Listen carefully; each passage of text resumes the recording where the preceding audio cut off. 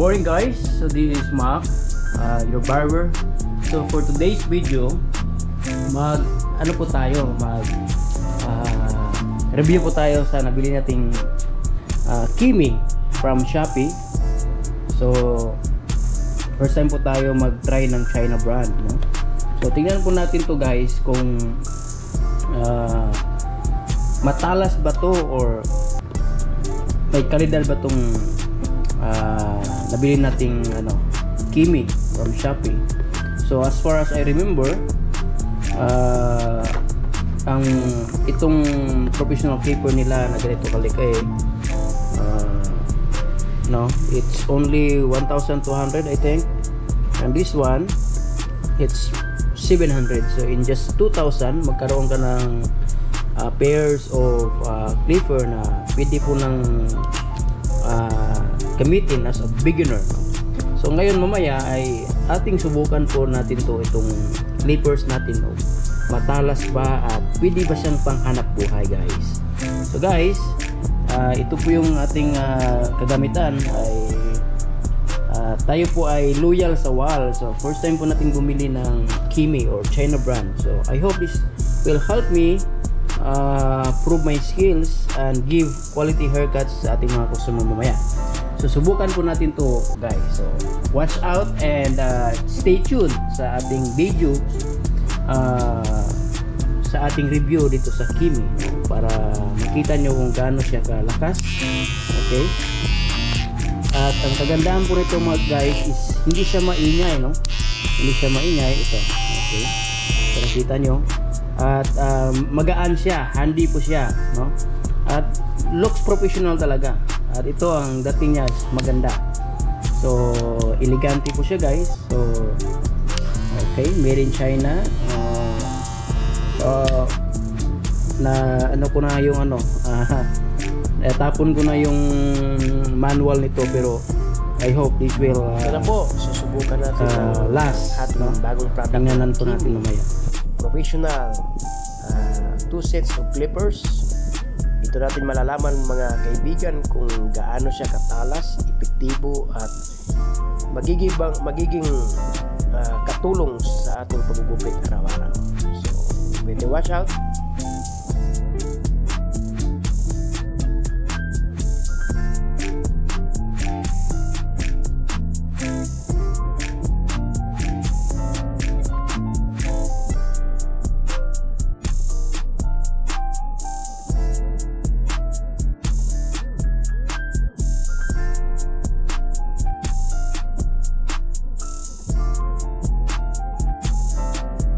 Dito guys, medyo nahirapan po tayong gamitin o ipasok yung wall guide natin sa Kimi.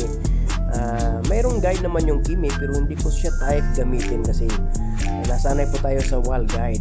So baka mapag-isipan yung ilagay yung ating wall guide sa Kimi.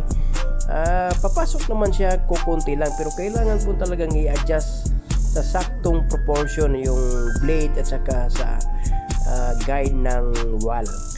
So medyo maingat lang po tayong ilagay kasi baka masisira po yung wall guide natin, medyo may kamahalan po siya. So dito hinahagod-hagod ko na yung detailer ng ating Kimi at napakatulis,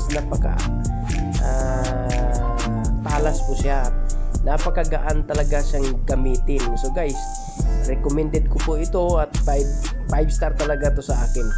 So magre-review po tayo ng ganitong product maybe after 5 months kung tatagal talaga siya na maging heavy duty o katulong sa ating paggugupit.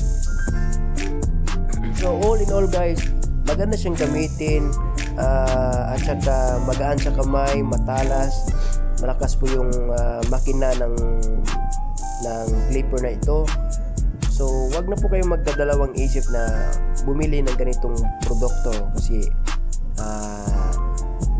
nakamura na po kayo, nakapag-budget na po kayo, at saka makatulong po sa inyong paggugupit. Especially doon sa mga nag-uumpisa pa ng kanilang barbershop o nag-uumpisa pa maging isang tunay na barbero. So guys, malaking tulong siya ito at saka Ang isa lang yung hindi ko magustuhan yung kanyang guide. So ang guide niya pala kasi hindi siya ganun ka-exact ang ratio, exact ang sizes sa ating sinasanayang size sa wallpaper. So mayroong mayroong konting diferensya sa mga sizes niya. So ang ginamit natin sa guide ay wall clippers guide. So pasok naman siya at saka